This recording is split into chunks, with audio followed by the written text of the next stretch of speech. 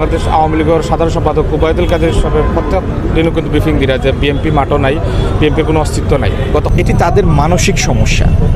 এই অস্বীকারের সংস্কৃতি থেকে বের হয়ে এসে ওনারা যদি মানুষের চাওয়া, মানুষের দাবি এটি যদি একটু উপলব্ধি করেন তাদের জন্য ভালো হবে।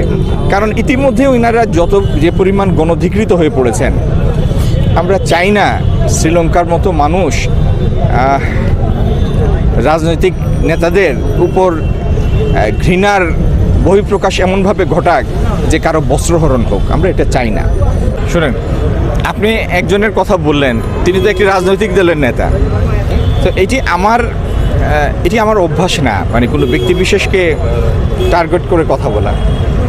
কিন্তু আমি উনার বা উনাদের সম্পর্কে এটুকুই বলবো যে আপনি যদি চোখ বন্ধ করে, ভূমিকম্প হচ্ছে, সুনামি হচ্ছে, আপনি যদি চোখ বন্ধ করে অস্বীকার করেন যে না, তাহলে প্রলয় বন্ধ হয়ে যায় না। এটি যারা চোখ বন্ধ করে অস্বীকার করছেন বাংলাদেশের বর্তমান বাস্তবতা, এটি তাদের মানসিক সমস্যা। এই অস্বীকারের সংস্কৃতি থেকে বের হয়ে এসে ওনারা যদি মানুষের চাওয়া, মানুষের দাবি এটি যদি একটু উপলব্ধি করেন তাদের জন্য ভালো হবে।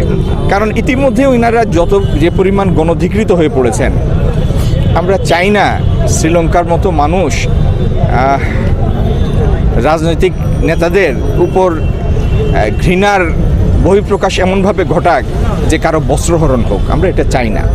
তো এখনও সময় আছে, জনদাবি মেনে নিয়ে সসম্মানে দলীয় নিরপেক্ষ তত্ত্বাবধায়ক সরকার হাতে ক্ষমতা হস্তান্তর করে দেশটাকে স্বাভাবিকভাবে চলার পথটা ওনারা সুগম করে দিন।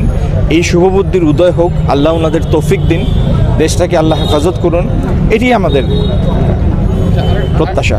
আরেকটা বিষয়, কয়েকদিন যাবৎ কিন্তু এদের বই পুস্তকে বানর থেকে মানুষের এই বিষয় নিয়ে কিন্তু অনেকের মধ্যে একটা জল্পনা কল্পনা সৃষ্টি হয়, অনেকে কিন্তু খুব প্রকাশ করতেছেন এবং সেটা আওয়ামী লীগের পক্ষ থেকে হচ্ছে, বিএনপির পক্ষ থেকে হচ্ছে, বিএনপির পক্ষ থেকে অনেক বেশি হচ্ছে যে কেন এই বানর থেকে মানুষের সৃষ্টির এই বিষয়।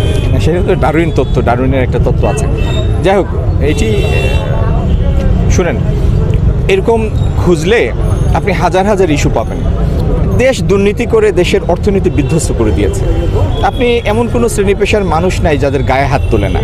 স্কুলের বাচ্চা থেকে শুরু করে নোবেল বিজয়ী পর্যন্ত কারোর প্রতি সামান্যতম কোনো সম্মানবোধ, মমত্ববোধ নাই। তো এদের এই সমস্ত কথা বলে শুধু সময় ক্ষেপণ হবে। একটাই সমাধান, এদের সরাতে হবে এবং মানুষের মতামতের প্রতিফলন ঘটে এমন একটি সরকারকে দায়িত্বে আনতে হবে। ধন্যবাদ। ধন্যবাদ।